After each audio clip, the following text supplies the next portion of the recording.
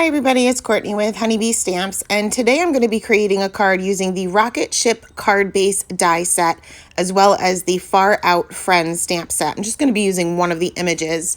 So I cut out all of my pieces from the Rocket Ship card base die set, and I cut one layer with heavyweight cardstock and two from 80-pound Neenah Solar White, and all of the little elements that will be glued down are also cut with the 80-pound. So I'm going to take the two of the lighter weight cardstock here, and I'm going to score these right on the very top, and this is what's going to create my card base. Now, I can't for the life of me find my scoring tool, so I'm using the back of a cheap paintbrush, and the first one is fine. The second one, the paint came out of off the paintbrush handle, but that's okay. That'll be covered. So next I'm taking the inside panel of my card, and I'm going to stamp out this little astronaut girl here, and I am using my mini Misty here because I know it's a large image and I'm probably going to have to stamp it twice, which I did. I used Blackout ink by Ink on 3 because it is a Copic safe ink, and I'm just stamping her right on the inside of the card. Now we're going to put all of this together later. I'm just kind of getting all of my pieces together first. Next, I'm going to color all of those little elements that will be glued to the front of the card.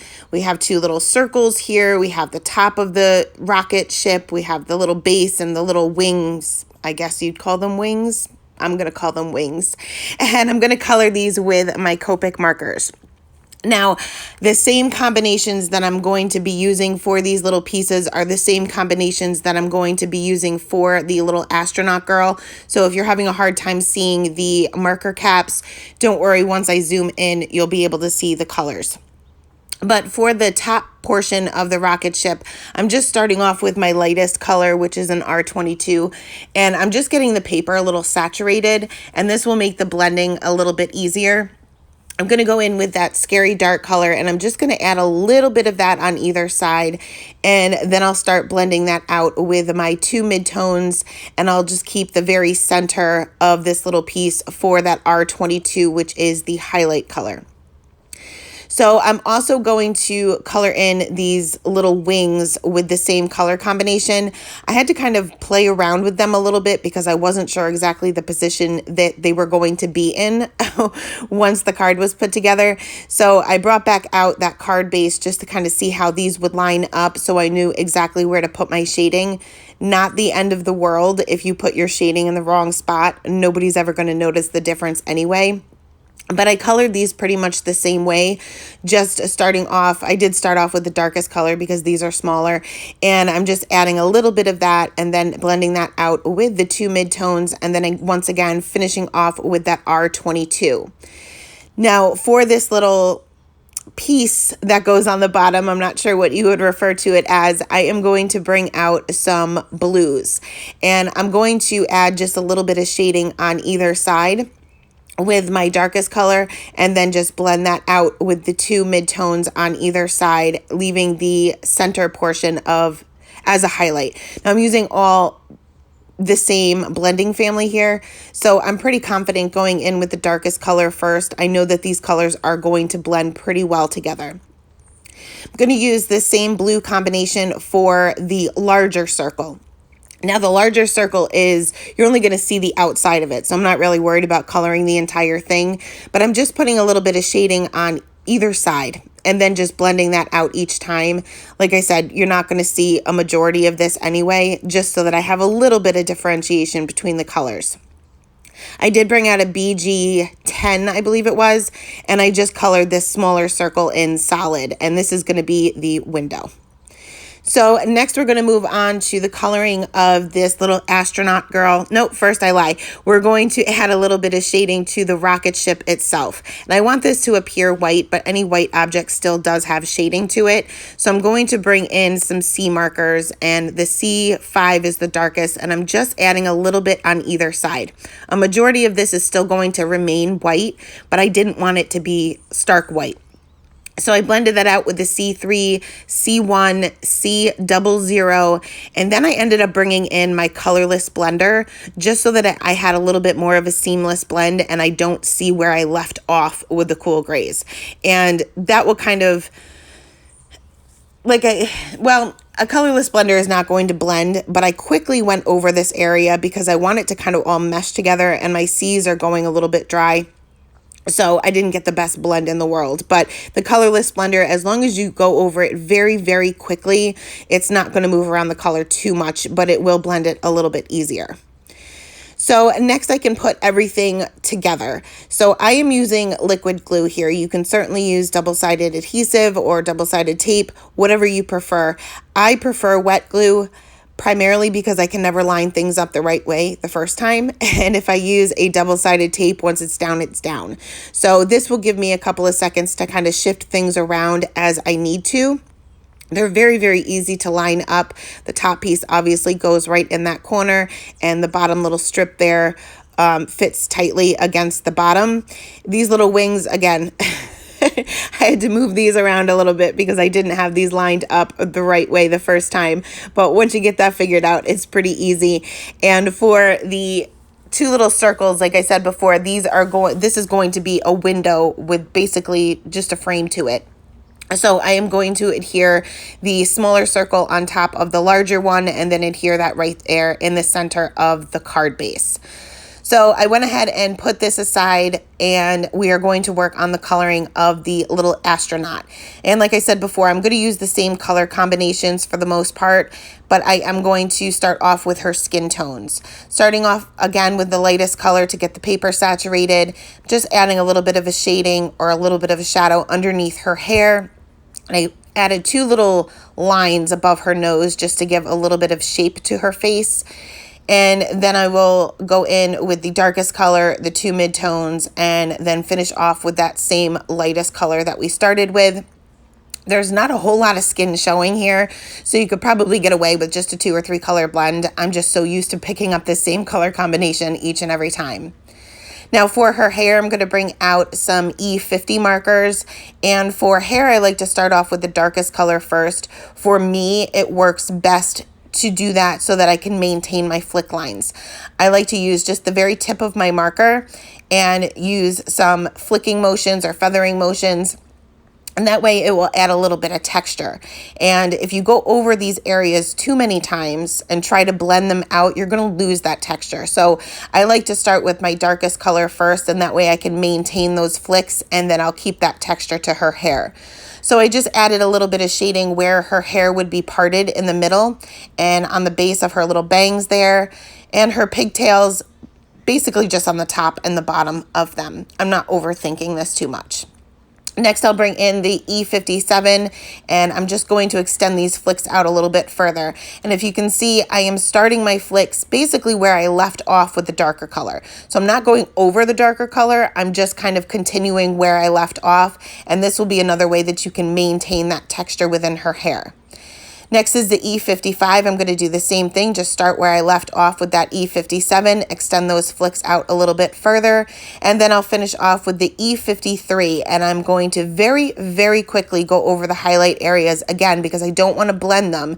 I just want to fill in those highlights. So next we're going to work on her little astronaut outfit here, and I'm going to start off with the C5, which is the same color combination that we used for the rocket ship itself.